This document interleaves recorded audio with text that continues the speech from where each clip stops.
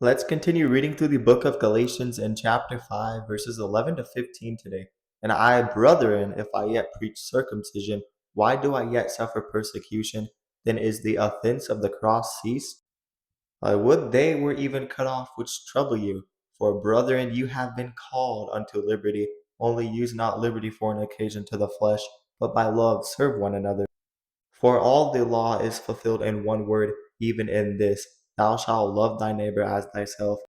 But if ye bite and devour one another, take heed that ye be not consumed one of another.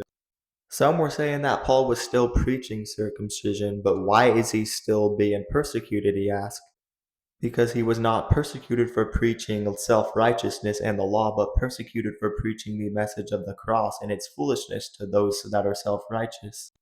And grace is offensive to the self-righteous because grace is for sinners, not for the righteous. If our works make us righteous, then Christ died in vain. And Paul says that they which are troubling them should be cut off. Because the self-righteous trouble people, they pervert the gospel, as Galatians 1:7 says. And religious Pharisees are brutal when attacking those who are under grace. Scripture is clear: if you desire to keep the law to be justified, then you better keep the whole law, but you're not going to be able to do that. And Paul then says, although we've been called to liberty, we are free by grace. Don't use the occasion to the flesh, but by love serve one another, because that is how the Christian life is ought to be lived. Not to be saved, not to prove you're saved, but so we can be free by grace and experience the power of God's love.